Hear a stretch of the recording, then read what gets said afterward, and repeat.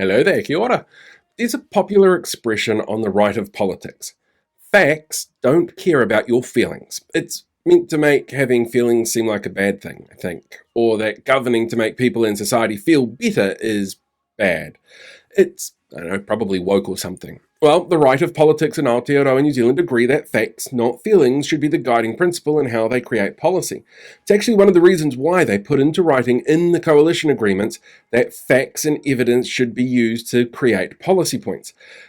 I know it's hard to find, but it's probably in there somewhere between removing RSE in schools, allowing grifters to get back to selling unregulated herbal remedies without any consequences, removing all of those mandates that were ended before the election actually happened, putting in place penis police to guard amateur sports ground changing rooms, checking what's people's pants, completely removing Te Reo Māori from government department names, or forcing local councils that had already gone through decision-making processes of their own to reverse those decisions to run expensive referendums that the government's not going to pay for. It's in there somewhere between all of those that they really do think that evidence is more important than vibes. But it does seem that there are some vibes that are more important.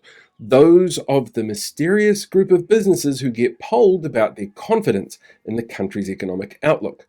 Because business confidence is just business vibes, and what do you know, the confidence levels are up. Like they always seem to be when conservative governments run down public sector services and drive up private sector usage while underfunding the public sector and running it into the ground, are in power.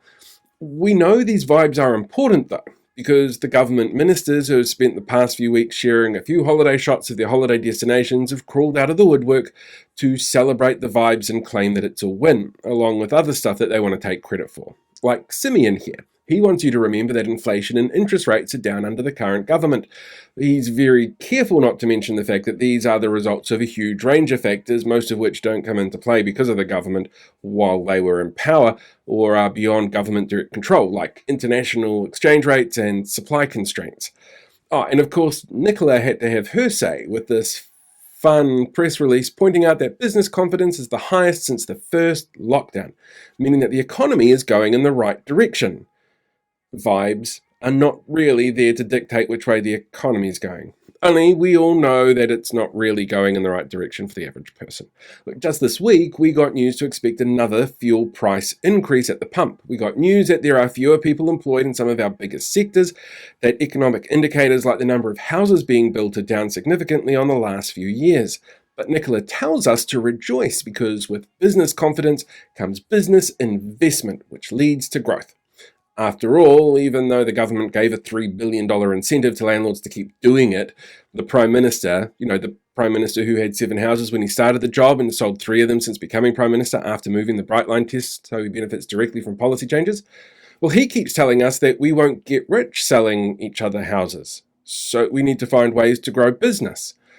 Only the findings of the Business Vibe report say that their respondents are being cautious about investment and hiring, with 17% of firms actually firing or not replacing people who have left.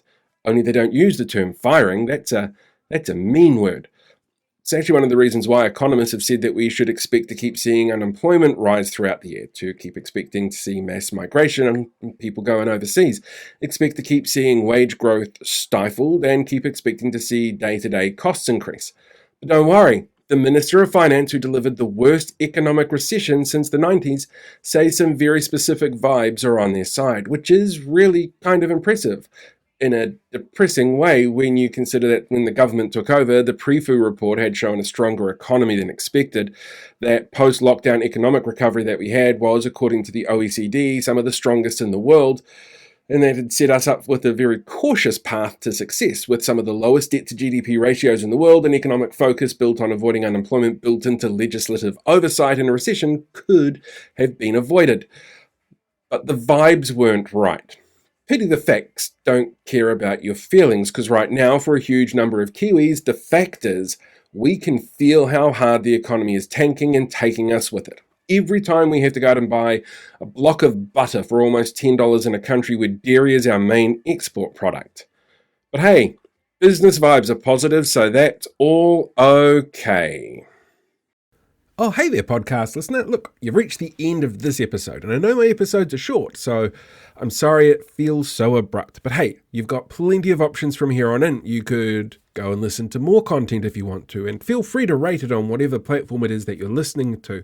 You could go and check out some of my other pages as well, because there's slightly different content on different pages, like my TikTok page or my YouTube page. But you could also sign up for something like my newsletter, which comes out weekly and takes a look at sometimes in-depth issues that I haven't been able to cover in the shorter videos, or great big investigation pieces. They're all a little bit different, so check all the links out in my bio. It's super easy to find, and hopefully I get to see you on one of the other platforms as well as catching you here having a listen.